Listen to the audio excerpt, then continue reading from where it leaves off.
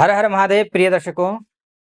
वृश्चिक राशि के लिए मई के महीने में एक बात मैं कहूंगा, अगर आप सफल होना चाहते हैं, अपने काम पर फोकस कीजिए, लोगों की बातों पर नहीं।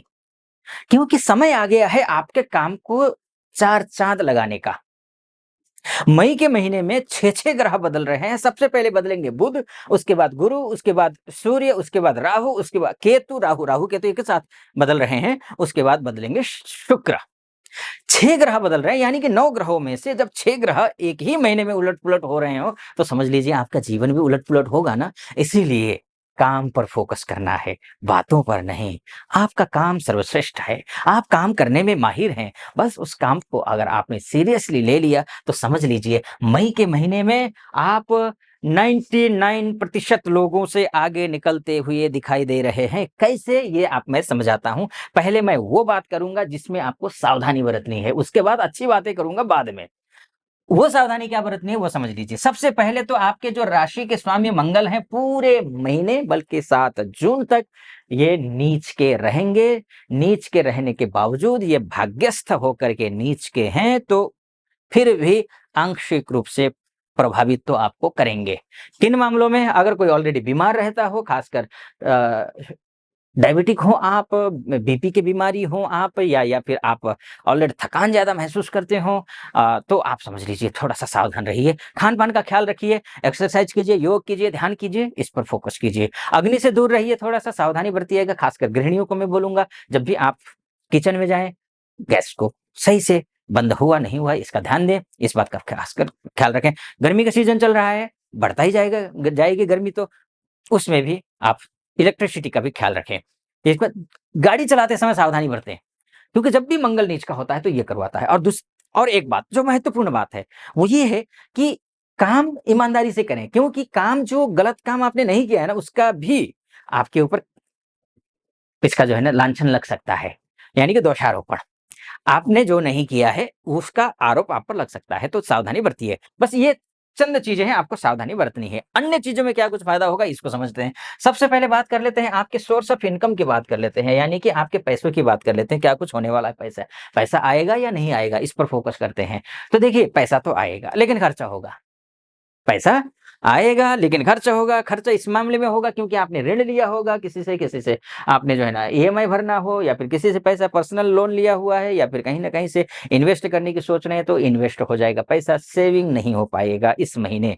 लेकिन पैसा अगर आने का आप इंतज़ार कर रहे हैं, तो वो पैसा आता हुआ दिखाई दे रहा है, लेकिन बचेगा नहीं इस महीने। ये आपको ध्यान देना होगा, क्योंकि विपरीत राजयोग बन रहा है, तो यानी कि पैसा नहीं आने का तो सवाल ही नहीं, पैसा आएगा। लेकिन अगर बचाना चाहते हैं तो क्या करना है? बचाना चाहते हैं तो गौ सेवा करनी है। गाय को चारा खिलाइए, घास खिलाइए, हरा घास खिलाइए, खुद भी पालक की सब्ज़ी बनाइए, वो खाइए, है ना? अब हरी चीज़ें दान कीजिए। जैसे कि गुरुकुल आस-पास में अगर कोई हो, कोई ब्राह्मण बच्चा हो, कोई मंदिर में पुजारी जी हैं, छोटा-सा बच्चा है, आचार-विचार अच्छे हैं बच्चे के, तो उसको जो है ना आप जाइए, कुछ न कुछ खिलाइए, कुछ कपड़े दान कीजिए, या फिर कोई भी बच्चा हो जो है ना किशोर अवस्था का बच्चा है, उसके लिए कुछ ना कुछ आप जो है दान करिए।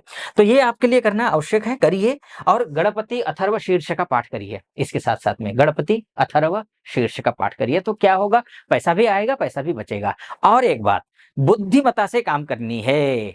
बुद्धि कहीं न कहीं आपका जो है वो नहीं लगने वाली है, काम में नहीं लगेगी बुद्धि, और आप प्रेजेंस ऑफ माइंड भी नहीं होने वाले हैं। आप पता चला चीज़ें हो जाने के बाद याद करेंगे, अरे मुझे ऐसा करना चाहिए था, तो पछताएँगे। फिर अब पछताए का हो तो है जब चिड़िया चुग गई खेत, तो वो नहीं होना चाहिए। तो आप प्रेज़ेंस ऑफ माइंड का प्रयोग करिए कि आपको बाद में पछतावा ना हो, क्योंकि ये समय होता नहीं है, बुद्धि काम करती नहीं है। कुशाग्र बुद्धि बनाता है तो सही आपकी, लेकिन काम नहीं करेगी टाइम पे, तो उसके लिए भी आपको गणपति अथर्वशीर्ष का पाठ करेंगे। और सिद्धि बुद्धि के दाता होते, सिद्धि और रिद्धि के दाता जो गणेश जी हैं, उनकी आप जो है सेवा कीजिए भक्ति भाव से, तो ठीक होगा। तो बुध के माध्यम से बात हो गई, सूर्य की बात करेंगे हम। इसके बाद हम सूर्य की बात करेंगे। हाँ, बुध के माध्यम से एक बात और कहना चाहूँगा, हमारे बहुत सारी माताएँ हैं, बहनें हैं, भाई-बंधु हैं जो विदेशों में रहते हैं, एमएनसी में काम करते हैं, विदेश जाना चाहते हैं, उनके लिए बहुत अच्छा है बुध का परिवर्तन, बहुत अच्छा है, बहुत शानदार। ठीक है जी, आगे बढ़ता हूँ मैं। या फिर कोई घूमना भी जाना चाहता है, अपने देश में ही सही, इस प्रदेश से वो दूसरे प्रदेश में जाना चाहता है घूमने के लिए, कहीं कुछ वो बना रखा हो, उनके लिए भी अच्छा है, शानदार। ठीक है।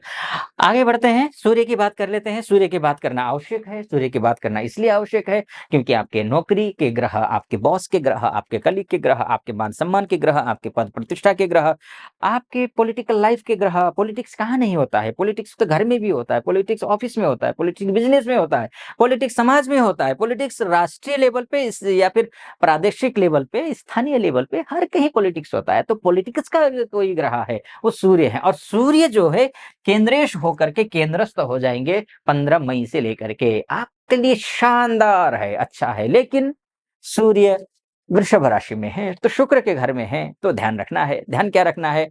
चलिए, तो ध्यान अच्छा यहाँ तक पहुँचे हैं, सूर्य के बारे में डिस्कशन करूँ। एक बात मैं आपसे कहना चाहूँगा, यहाँ तक पहुँचे हैं तो। यहाँ तक पहुँचे, सटीक लग रहा है मेरा विश्लेषण, तो चैनल को सब्सक्राइब कर दीजिएगा, वीडियो को लाइक और कमेंट बॉक्स में जाकर के महादेव का भक्त हूँ, कृपा आप पर भी बनी रहे, ऐसी मेरी कामना। हर हर महादेव 5 बार, 11 बार, 21 बार, जो भी श्रद्धा बने आप लिख दीजिएगा। चलिए फिर से आइए, सूर्य पर आते हैं। ठीक है जी? तो अब सूर्य की बात है, तो सूर्य तो अच्छा है, बहुत ही अच्छा है। यहाँ पहुँच जाएँगे, अच्छा भी है, बुरा भी है सूर्य। अच्छा भी है, बुरा भी है। अच्छा ये है कि हर काम बनेंगे, पॉलिटिकली अच्छे होंगे, कॉन्फिडेंट बढ़ेगा, सब कुछ होगा। लेकिन ओवर कॉन्फिडेंट होने की वजह से या गुस्सा होने की वजह से या फिर और कुछ कारण की वजह से आप अपने पार्टनर के साथ में रिश्ते खराब कर बैठेंगे। पति-पत्नी के बीच में लड़ाई-झगड़े होंगे। अगर विवाह की बातचीत चल रही है, विवाह की बात बिगड़ सकती है। ये भी आप ध्यान रखिएगा।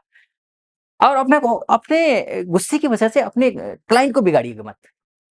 है ना? या डील होती हुई डील हो रहा हो तो उसको डील को जो है तोड़ना मत। अपने कंट्रोल करना, बस इस बात का ध्यान रखना है। 7th हाउस का सूर्य है, अ, बस दाम्पत्य जीवन में और बिज़नेस में थोड़ा प्रभावित करेगा। शांत रहेंगे, सब कुछ ठीक होगा। ये बात हो गई। अब सूर्य की भी बात हो गई, गुरु की बात कर लेते हैं। गुरु अच्छे नहीं है आपके लिए, कतई अच्छे नहीं है। आपके लिए गुरु अच्छे नहीं हैं। 14 मई से शुरू होगा, लेकिन एक्टिवेट कब से होगा ये मैं अलग से एक वीडियो बनाऊँगा गुरु को लेकर के कि गुरु क्या फल देंगे, क्या नहीं देंगे। तो अलग से वीडियो बनाऊँगा उसको लेकर के मैं।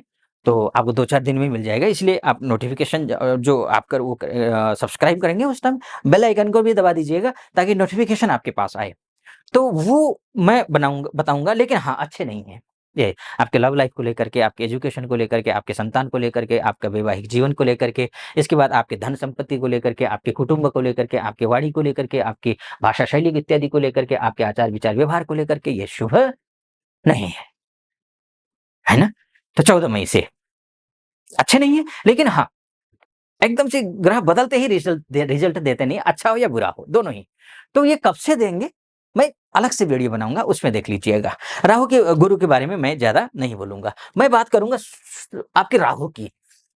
राहु, राहु का परिवर्तन कतिपय महीनों में अच्छा है, कतिपय महीनों में अच्छा तो है, लेकिन टी एंड सी लगा देता है, T and C, terms of condition.